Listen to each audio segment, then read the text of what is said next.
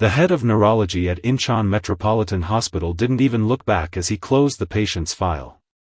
Every neurosurgeon had already walked away, leaving behind a silence more absolute than the grave. Joon Woo, the Black Dragon, who once commanded the industrial shadow markets of the Yellow Sea, was now nothing more than a motionless body in a clinical hospital gown. He lay at the center of a high-security suite, stripped of his empire and surrounded by silent guards and machines that beeped out a rhythmic, hollow countdown to his end. 3 weeks ago, 3 bullets had torn through his chest in a back-alley betrayal that shook the city's foundations.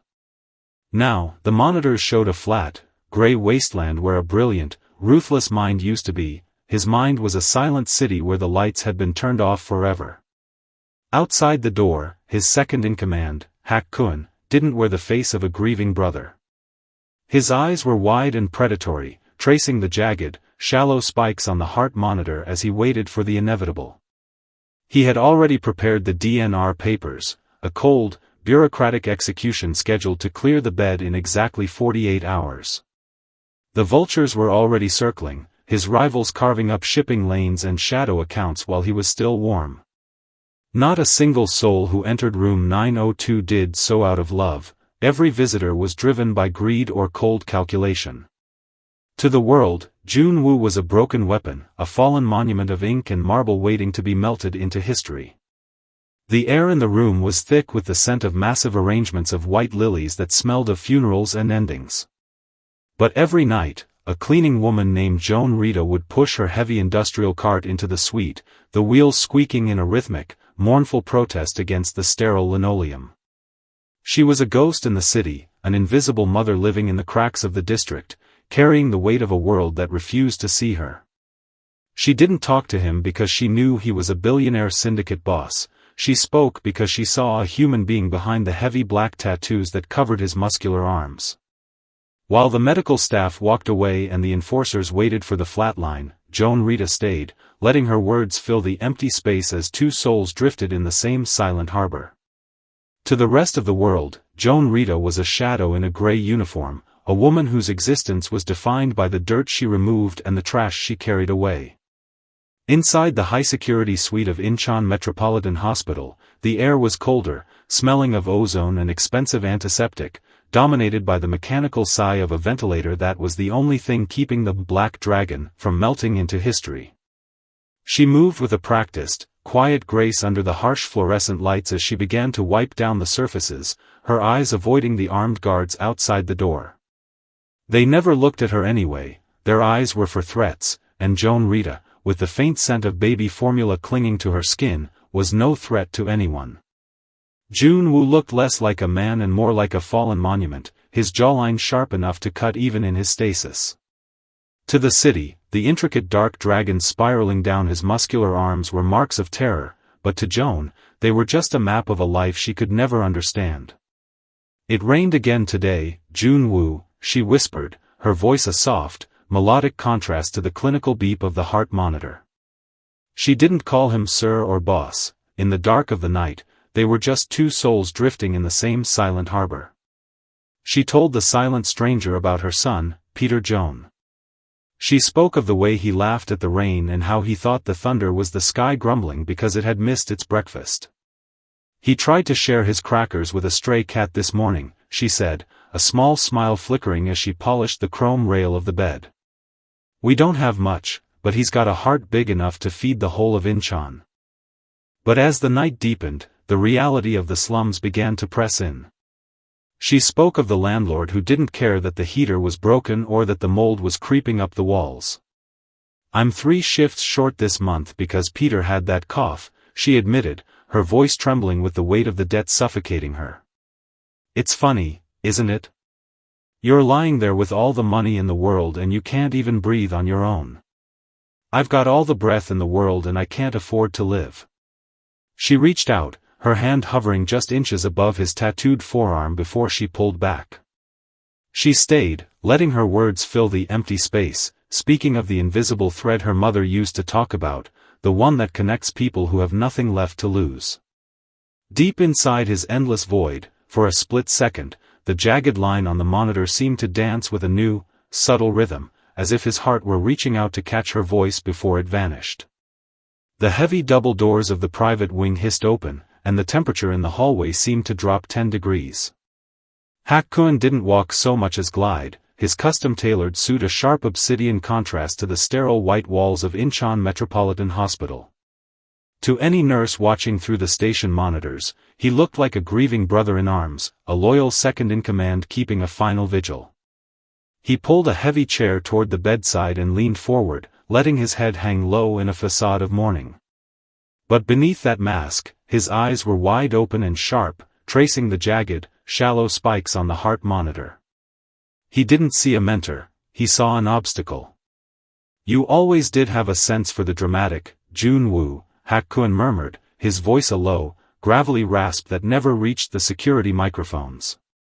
He reached out and adjusted the sleeve of Joon Woo's medical gown, his fingers lingering near the intravenous line. "But the world has moved on. The shipping lanes in Incheon are under my seal now. The triads have stopped asking for you. They're asking for me." He pulled back his cuff, the gold of his watch catching the clinical light. The countdown was relentless, less than 48 hours until the lawyers would arrive with the finality of a gavel. Hakkun smiled, a thin, cruel line that never touched his eyes. He spoke louder for the benefit of the hidden cameras, gesturing to the massive arrangement of white lilies he had brought, flowers that smelled of funerals and endings. "The men miss you. They want to know when the king is coming home." Then, leaning closer so his shadow momentarily eclipsed the ink dragons on Joon Woo's chest, he whispered the truth: "A king who can't hold a sword isn't a king. He's just a memory, and I've always hated living in the past." He had already paid for the accidental power surge. The backup generators would stay silent just long enough to ensure the flatline became permanent. With a dismissive snap of his jacket, Hakkun turned on his heel, leaving the scent of lilies to choke the air. He was already thinking about the victory banquet he would host the moment the machines stopped. He didn't notice the way the light from the hallway caught a single stray tear that had escaped Joon Woo's closed lid. It wasn't a tear of grief, but a silent, mounting storm of a man trapped in his own body, listening to his world be sold for gold. The Judas kiss had been delivered, but the betrayal was far from over. The cold rain of Incheon didn't just fall, it seeped into the marrow of the city, turning the neon lights into blurry, weeping stains on the asphalt. For Joan Rita, the world had finally begun to fracture as she sat in the corner of her cramped, drafty apartment, holding Peter Joan against her chest. The child's breaths were ragged, short bursts of air that sounded like dry leaves skittering across pavement, and his skin radiated a terrifying heat that made Joan's vision blur with panic.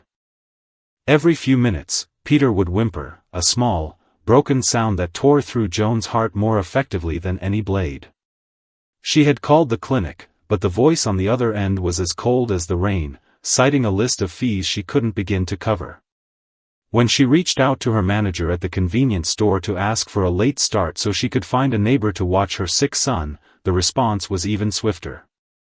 He didn't ask about the fever or the child, he simply told her that if she wasn't behind the counter in 10 minutes, she shouldn't bother coming back at all. The line went dead, and with it, the only steady paycheck that kept the moldy ceiling over their heads. Desperation is a quiet, heavy thing that strips away pride until only survival remains. By midnight, with no money for a taxi and no medicine left in the cabinet, Joan wrapped Peter Joan in 3 layers of blankets and tucked him into a worn carrier. She stepped out into the downpour, the hospital being her only sanctuary, not because she could afford the emergency room, but because she knew the service entrance. She moved like a ghost through the loading docks, her wet shoes squeaking against the concrete of the hospital basement, a labyrinth of humming pipes and the scent of industrial bleach. She tried to soothe the child's tremors in a hidden pocket of shadows where the cameras didn't reach, but the basement was damp, and Peter's cries were beginning to draw the attention of the night staff. Joan knew she couldn't stay. If the supervisor found her, she'd lose her cleaning job, her final lifeline. With a trembling hand, she looked toward the service elevator that led to the 9th floor, heading toward a man the world had already given up on, praying that the Black Dragon had enough warmth left to hide them both for just one night. The service elevator doors slid open with a soft chime that felt like a thunderclap in the oppressive silence of the 9th floor. Joan Rita stood frozen, her heart hammering against her ribs as she clutched the damp bundle of blankets against her chest. Peter Jones' whimpers were muffled by the damp wool, but to Joan, they sounded loud enough to wake the entire hospital. She stepped into the hallway, keeping her head low and her eyes fixed on the scuffed toes of her work shoes, moving with the invisibility that only a gray uniform could provide in a world of clinical white. The 2 guards outside room 902 were deep in a hushed conversation about a sports bet, their posture relaxed and their boredom serving as a shield Joan hadn't expected. They barely glanced at the woman they perceived as just another invisible gear in the hospital's machinery. Joan didn't stop to breathe until the heavy door of the suite clicked shut behind her, sealing out the world of debts, firing notices, and the freezing Incheon rain. Inside, the room was bathed in the dim, rhythmic blue glow of the life support monitors. Joon Woo lay as he always did, a silent titan of ink and marble, but tonight the stillness felt like a heavy weight. The countdown hakkun had started humming in the wires. "I'm sorry, Joon Woo," Joan whispered, her voice trembling in the dark. "I have nowhere else. Please, just for tonight, let us stay in your shadow." She sat on the small vinyl chair, but Peter wouldn't settle. The fever had made his skin sensitive to the touch, and his little body twisted in her arms as a fresh wave of heat made him wail. Panic flared in Joan's chest as the sound, sharp and dangerous, threatened to draw the nurses and cast them back into the freezing night. She rocked him, humming the old lullabies her mother had once sung, but the child's distress only grew. In a moment of frantic instinct, she looked at the broad, steady expanse of Joon Woo's chest, heated by the thermal blankets used to maintain the circulation of a man who couldn't move. With trembling hands, Joan stood and carefully lowered the toddler onto the sleeping king, tucking Peter into the curve of Joon Woo's shoulder. The silence that followed was instantaneous. Peter's jagged breathing began to smooth out, the rhythmic hum of the ventilator acting like a mechanical heartbeat that lulled him into a trance. As the child's heat began to seep into the man's cold skin, the monitor beside the bed let out a strange, fluttering beep. For the first time in 3 weeks, the flat line of Joon Woo's brain activity spiked, a sudden flare of light in the darkness of his mind. The predator and the lamb were now connected by a single pulsing thread, and in the quiet of room 902, the Ice King began to thaw. In the deep velvet silence of room 9002, something impossible began to occur, starting not with a sound, but with a primal rhythm. Peter Jones' tiny heart, racing with the remnants of his fever, was pressed firmly against Joon Woo's broad, unmoving chest. For 3 weeks, the man's pulse had been a slave to the machines, a flat, artificial metronome that spoke of a body without a pilot. But as the warmth of the child seeped through the medical gown, the clinical beep of the monitor began to stutter. The 2 heartbeats, one frantic and one fading, began to search for each other in the dark. It was a biological syncopation, a call and answer that bypassed every pharmaceutical intervention and pharmacological logic.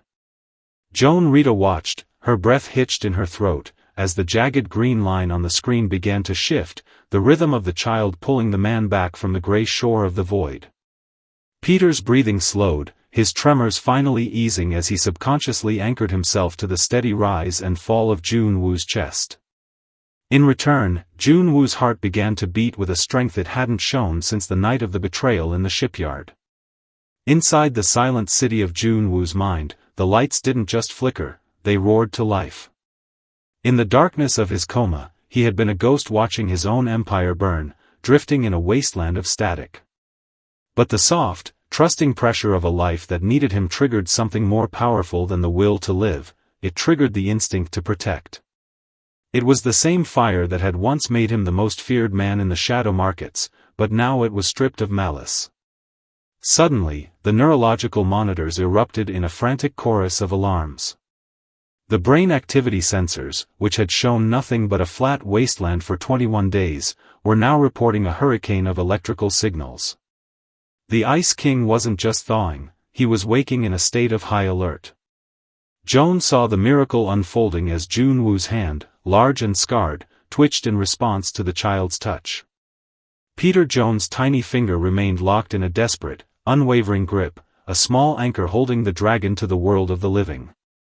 The neurological monitors suddenly erupted in a frantic chorus of alarms, the high-pitched screaming shattering the dim sanctuary of room 902. To the nurses at the central station of Incheon Metropolitan Hospital, the data looked like a catastrophic seizure or the final, violent tremors of a dying man. Within seconds, the door to the suite burst open, the light from the hallway cutting through the blue shadows like a blade as a team of night shift staff and the resident doctor rushed in. "He's crashing," a nurse shouted, her face tight with the clinical expectation of death as she reached for the defibrillator cart. As she leaned over the bed to pull the small, sleeping child away from the patient's chest to begin resuscitation, the air in the room seemed to turn to lead. The mechanical sigh of the ventilator was drowned out by a low, guttural groan, a sound of raw human effort that made every person in the room freeze in their tracks. Before the nurse's hand could touch Peter Jones' blanket, Joon Woo's tattooed arm, which the doctors had claimed would never move again, flew up in a blur of motion. His large, scarred hand clamped around the nurse's wrist with the force of a steel vice. His fingers didn't tremble, they locked with a lethal certainty. The machines continued to scream, but in the center of the chaos, the man the world had declared a corpse slowly turned his head. His eyes snapped open, not cloudy or vacant, but burning with a terrifying, lucid clarity. He didn't look at the doctors or the flashing monitors, he looked down at the small, dark head of the boy still anchored to his heart by a single finger. As he pulled Peter Jones closer, his massive palm shielding the child from the prying eyes and the harsh medical lights, the grip on the nurse tightened, a silent warning that the king was back and he was no longer alone. "Who?" His voice emerged as a ruined rasp, a sound of grinding stones unused for a lifetime. His eyes swept the room with predatory precision until they landed on Joan Rita, who had collapsed against the far wall in a mixture of hope and terror. In that instant, the puzzle pieces of his subconscious snapped into place. He recognized the scent of her cheap soap and the melodic cadence of the voice that had been his only light in the dark. The transition from the void was a violent birth, but as Peter Jones let out a tiny, contented sigh against his collarbone, Joon Woo realized he was no longer breathing for an empire, he was breathing for the shadow and the sunlight that had saved his soul. The hospital room had transformed from a tomb into a war room, though the only soldier standing was a man who still required a ventilator to speak more than a few words at a time. Joon Woo sat propped against the pillows, his face pale, but his eyes burning with a cold, focused intelligence that made the remaining medical staff whisper in the corners of Incheon Metropolitan Hospital. Peter Jones had finally fallen into a deep, healing sleep in a mobile crib tucked tightly against the bedside, his fever broken by the very miracle that had jump-started the Black Dragon's heart. Joan Rita sat at the foot of the bed, her hands trembling as she clutched a lukewarm cup of hospital coffee. The adrenaline of the night had faded, leaving behind the crushing weight of reality. "They'll find me here," she whispered, her voice thick with exhaustion. "The landlord, the collectors. I lost the store job tonight, Joon Woo. I don't know where we will go when they discharge us." Joon Woo watched her, his gaze heavy and unblinking. He saw the fraying edges of her sleeves and the deep circles under her eyes, marks of a war she had been fighting alone while he had been drifting in the dark. He reached out with a slow, deliberate movement, his tattooed fingers gesturing toward the encrypted smartphone that had been returned to his bedside table by a terrified hospital administrator. He didn't call his lieutenants or the men who had betrayed him. Instead, he dialed a private number that bypassed every switchboard in the city. When the voice on the other end answered, a man who handled the Syndicate's deepest financial shadows, Joon Woo didn't waste his breath on pleasantries. "Joan Rita," he rasped, the effort of the words vibrating through his oxygen mask. "Search the ledger. Every debt, every medical bill, every payday loan attached to her name in Incheon." He listened for a moment as the man on the other end rattled off a list of predatory interest rates that would have taken Joan 3 lifetimes to pay. "Erase it," Joon Woo commanded, his voice gaining a sudden, terrifying edge of authority. "I want the record scrubbed. And the landlord, by the building. Send him the deed with a note that his services are no longer required. He let the phone slip onto the silk sheets, the silence broken only by the soft hum of Peter Jones' breathing. Why? Joan Rita whispered, her eyes wide with disbelief. Joon Woo turned his dark eyes toward her. You spoke to a dead man for 3 weeks, Joan. You gave me the only honest words I've heard in 20 years. He looked at the sleeping toddler, his hand resting protectively on the railing of the crib. In my world, we pay our debts, and I owe you a life. The stillness of the 2 a.m. hour was broken by the heavy, synchronized footsteps of men who didn't belong in a place of healing. Hakkun's enforcers moved through the VIP corridor of Incheon Metropolitan Hospital like shadows cast by a dying flame, their silenced pistols tucked discreetly beneath dark overcoats. They had been told the Black Dragon was a ghost, a mere technicality of biology waiting for the clock to run out. Their task was simple: bypass the distracted night guards, pull the remaining lines, and ensure the 48-hour countdown ended tonight. Inside room 902, the only light came from the soft, rhythmic blue pulse of the monitors. Joan Rita sat in the armchair, her head resting near Peter Jones' crib, finally claimed by a deep, bone-weary sleep. She didn't hear the soft click of the door lock or the muffled rustle of heavy fabric. But Joon Woo heard everything. He sat in the darkness, the oxygen mask discarded, his broad back straight against the pillows. His wasted muscles burned with a white-hot agony, but his mind had never been sharper. When the lead assassin stepped into the room, his eyes scanning for the heart monitor's wires, he didn't find a dying man. He found a predator waiting in the tall grass. Joon Woo didn't call out or reach for a weapon, he simply turned his head toward the intruder, the dim blue light highlighting the sharp edge of his jaw and the terrifying cold clarity in his dark eyes. The assassin froze, the suppressed pistol halfway raised. It was the look of a man who had walked through the gates of hell and found the door locked from the inside. You're late, Joon Woo rasped, the sound like dry earth shifting. The 2 men behind the leader stumbled to a halt, their bravado evaporating as they found the king sitting on his throne. Joon Woo's tattooed hand moved to rest protectively on the edge of Peter Jones' crib, his fingers curling around the railing in a silent promise. If a single one of you wakes the child, Joon Woo whispered, his voice vibrating with a lethal quiet authority that made the air in the room turn to ice, I will make sure the doctors have nothing left to sew back together. He looked the lead enforcer in the eye. Tell Hakkun the debt has changed. I am no longer interested in the Syndicate, but if he or any of you step within a mile of this woman or this child again, I will burn the city down just to see the light it reflects in your eyes. The men backed out of the room, their retreat hurried and silent. Joon Woo watched the door click shut, his pulse steady and his gaze unwavering as he looked back at the 2 people who had seen the man beneath the ink. 6 months had passed since the night the machines in room 9002 had screamed with the impossible news of a dead man's return. The sterile scent of Incheon Metropolitan Hospital had been replaced by the warm, lingering aroma of toasted sesame oil and the soft domestic sounds of a home that felt both new and ancient. In a sun-drenched apartment overlooking the Han River, the Black Dragon sat on a low silken rug, a far cry from the marble thrones of his past. Joon Woo watched Joan Rita as she moved through the kitchen, her laughter ringing out as she navigated the organized chaos of a life no longer lived in the shadows of debt.